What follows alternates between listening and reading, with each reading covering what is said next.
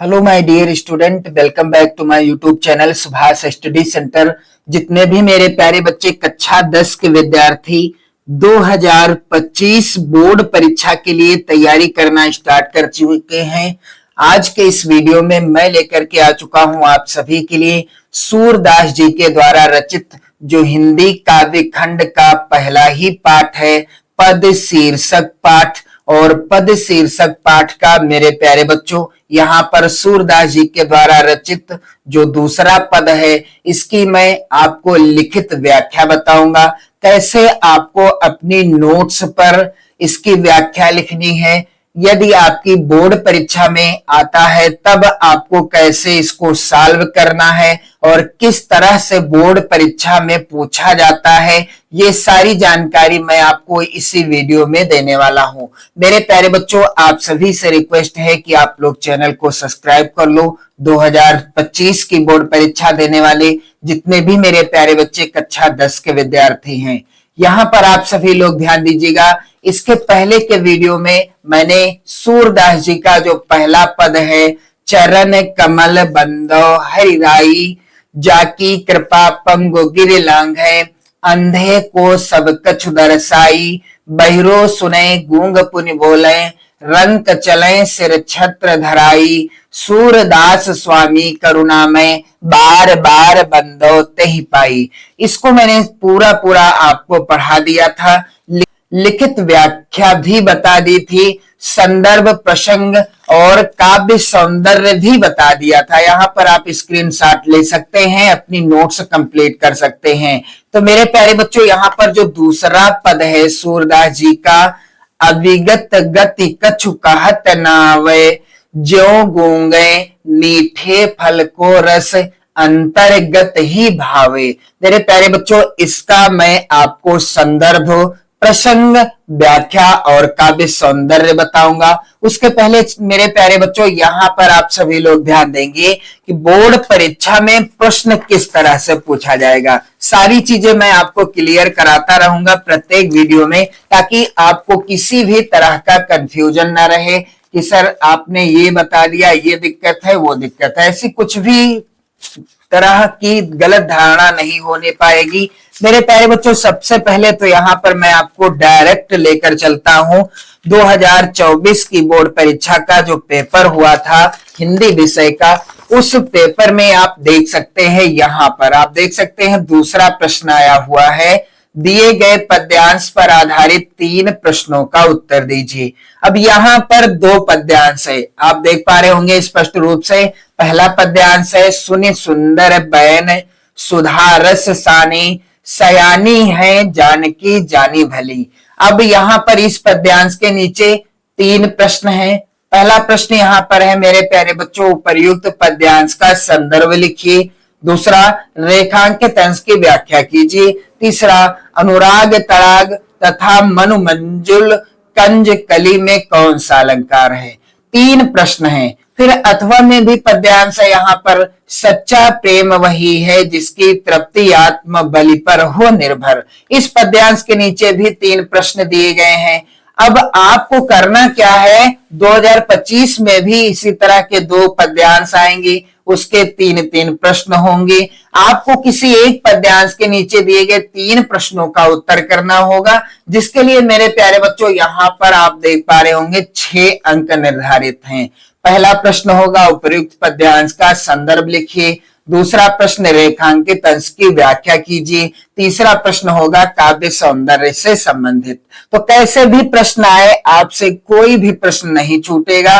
व्याख्या मैं पूरे पद्यांश की बताऊंगा, क्योंकि यहाँ पर मान लीजिए पहला यहाँ जो पद्यांश है इसमें शुरुआत की 1, 2, 3 और 4 लाइनें रेखांकित हैं। हो सकता है ये न रेखांकित हो, नीचे की रेखांकित हो, इसलिए आपको पूरे पद्यांश की क्या आनी चाहिए, व्याख्या आनी चाहिए। तो मैं आपको एक एक पद्यांश, किसी भी पाठ का पद्यांश हो, पूरे पद्यांश की व्याख्या बताऊंगा। लिखित नोट्स आपके लिए लेकर आऊंगा वीडियो के माध्यम से, आप देख सकते हैं, अपनी नोट्स बना सकते हैं। मेरे प्यारे बच्चों, बस आप चैनल को सब्सक्राइब कर लेना। तो सबसे पहले हम नोट्स में क्या लिखेंगे, या बोर्ड परीक्षा में आएगा तो क्या लिखेंगे, पद्यांश के शुरुआत के और अंतिम के शब्दों को काले पेन से लिख लेना है। शुरुआत के शब्द मेरे प्यारे बच्चों क्या है?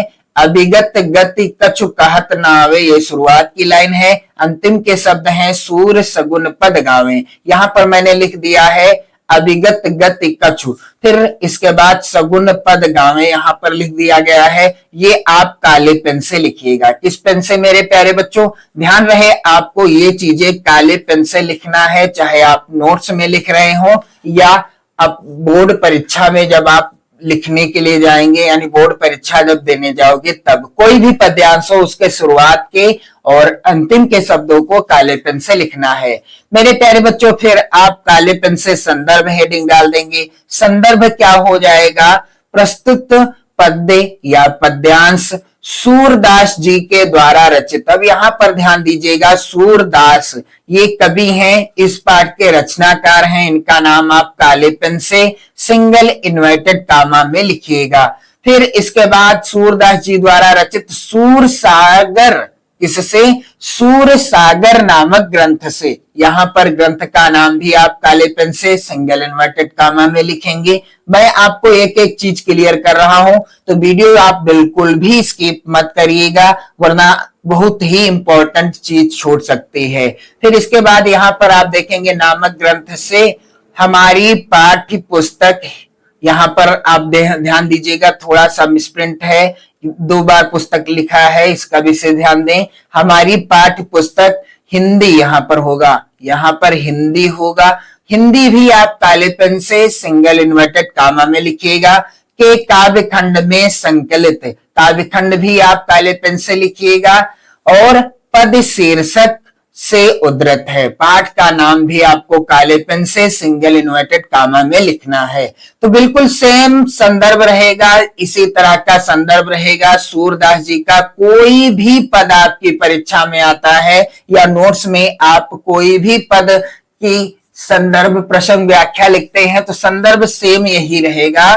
प्रस्तुत पद्य सूरदास जी द्वारा रचित या प्रस्तुत पद्यांश सूरदास जी द्वारा रचित सूरसागर नामक ग्रंथ से हमारी पाठ्य पुस्तक हिंदी के काव्य खंड में संकलित पद शीर्षक से उद्धृत है। मेरे प्यारे बच्चों, इसके बाद बारी आती है प्रसंग की। तो प्रसंग आप हेडिंग डाल दीजिए काले पेन से।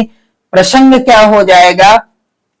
प्रस्तुत पद में महाकवि सूरदास ने निराकार ब्रह्म की साधना को अत्यधिक कठिन बताया है। सूरदास जी कहते हैं कि जो निराकार ईश्वर है उसकी साधना कठिन है, और क्या कहा है कि इसी के साथ साकार ब्रह्म की उपासना को सर्वसाधारण के लिए सरल बताते हुए उसी का समर्थन भी किया है।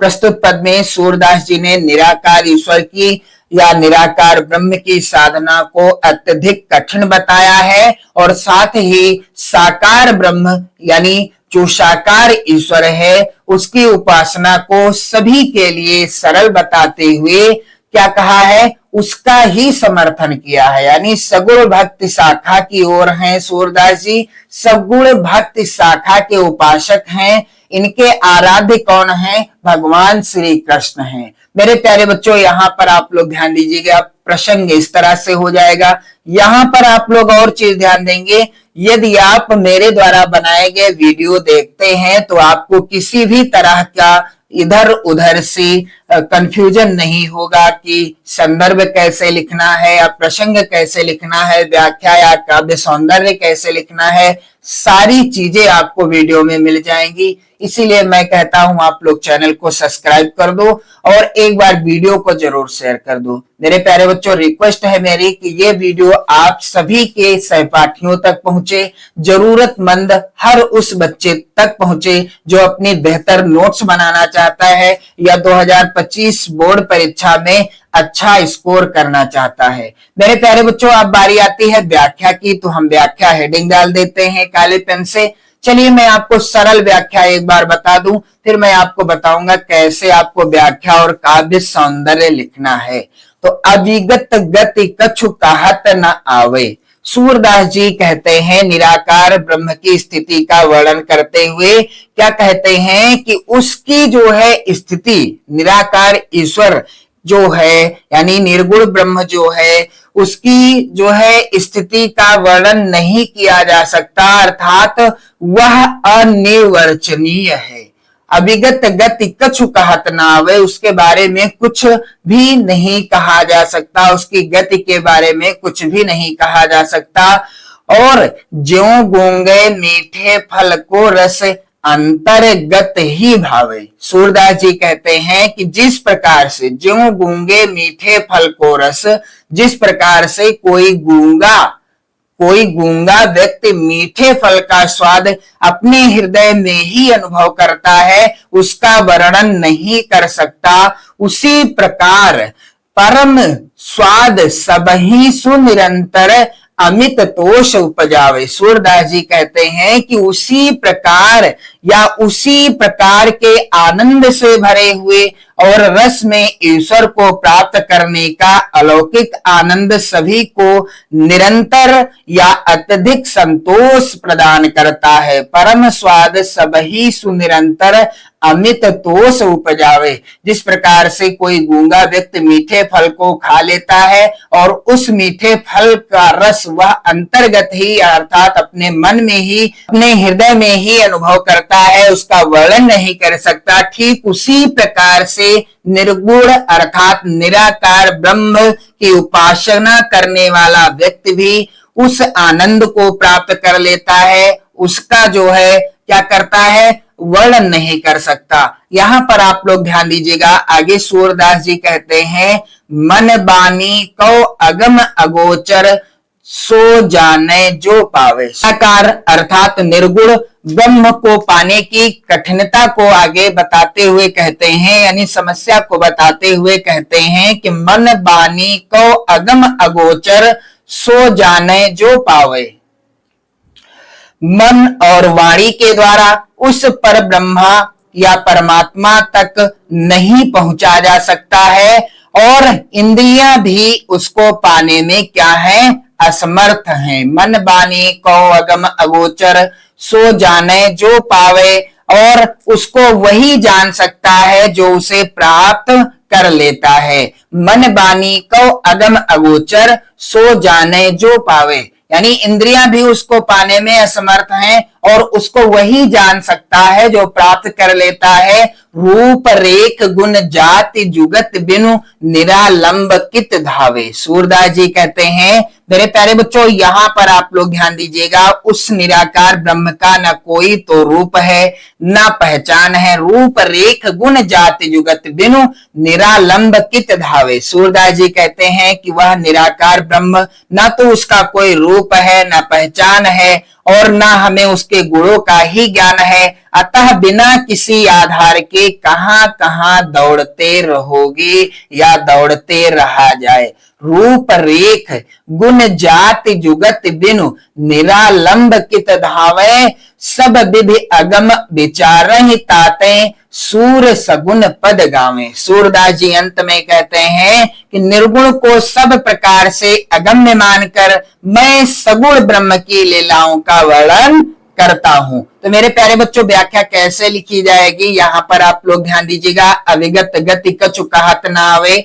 यहाँ पर आप लोग व्याख्या हेडिंग डाल देंगे। मेरे प्यारे बच्चों, व्याख्या हो जाएगी कि निराकार ब्रह्म की स्थिति का वर्णन नहीं किया जा सकता, अर्थात वह अनिर्वचनीय है। क्यों? क्योंकि ज्यों गूंगे मीठे फल को रस अंतर्गत ही भावे। मेरे प्यारे बच्चों, सूरदास जी कहते हैं कि जिस प्रकार गूंगा व्यक्ति मीठे फल का स्वाद अपने हृदय में ही अनुभव करता है, उसका वर्णन नहीं कर सकता, उसी प्रकार से परम स्वाद सबही सुनिरंतर अमित तोष उपजावे। उसी प्रकार से आनंद से भरे हुए और रस में ईश्वर को प्राप्त करने का अलौकिक आनंद सभी को निरंतर अत्यधिक संतोष प्रदान करता है। आगे सूरदास जी कहते हैं मन बानी को अगम अगोचर सो जाने जो पावे। सूरदास जी कहते हैं कि मन और वाणी के द्वारा उस पर ब्रह्मा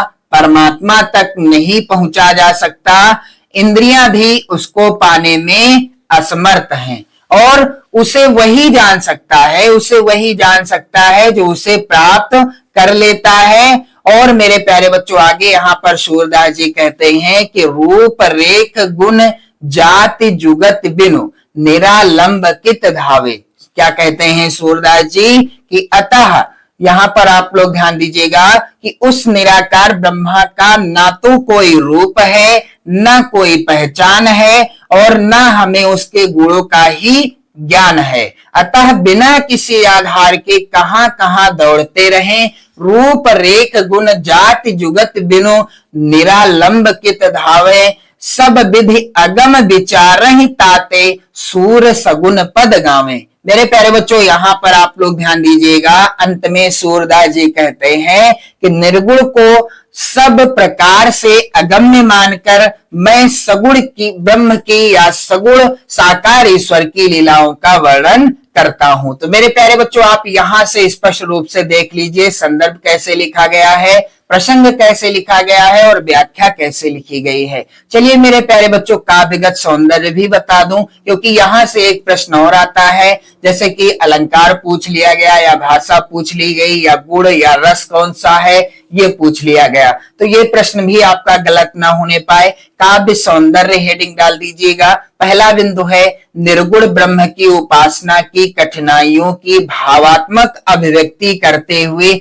सगुण ब्रह्म की उपासना को सरल बताया गया है प्रस्तुत पद में। मेरे प्यारे बच्चों सूरदास जी ने निर्गुण यानी निराकार ब्रह्म की उपासना की कठिनाइयों की भावात्मक अभिव्यक्ति को क्या बताया है, यानी उसको प्राप्त करना कठिन है, इसलिए सगुण ब्रह्म की उपासना को सरल बताया है प्रस्तुत पद में सूरदास जी ने। दूसरा बिंदु है भाषा। तो यहाँ पर जो ये पद्यांश है मेरे प्यारे बच्चों, ये किस भाषा में रचित है? यह रचित है ब्रज भाषा में। सूरदास जी के जितने भी पद आपकी पाठ्य पुस्तक में दिए गए हैं सभी ब्रज भाषा में रचित हैं। और यहाँ पर एक बात और आप लोग ध्यान दीजिएगा, अगला है बिंदु शैली। तो आत्म परक गेय पद शैली है। रस यहाँ पर कौन सा है? शांत रस है। और छंद कौन सा है? गेय पद है। अलंकार यहाँ पर रूपक अलंकार और अनुप्रास अलंकार है। गुण प्रसाद गुण है। तो ये कंप्लीट हो गया, आपका दूसरा पद कंप्लीट हो गया। मेरे प्यारे बच्चों पहला पद्यांश मैंने पढ़ा दिया था, जिसका वीडियो आप देख सकते हैं चैनल की प्लेलिस्ट के द्वारा। और 2025 बोर्ड परीक्षा के लिए आप जुड़ जाओ और चैनल को सब्सक्राइब कर लो। इसी तरह की धुआंधार नोट्स आपकी तैयार हो जाएगी, बेहतर नोट्स तैयार हो जाएगी। एक एक पद्यांश की सरल व्याख्या, प्रसंग, संदर्भ, सारी चीजें मैं आपको क्लियर कराऊंगा। बहुत ही जल्द मैं आपके लिए लेकर के आने वाला हूं 2025 के लिए हिंदी विषय का मॉडल पेपर। मेरे प्यारे बच्चों चैनल को सब्सक्राइब कर लो, वीडियो को एक बार जरूर शेयर कर दो। जय हिंद।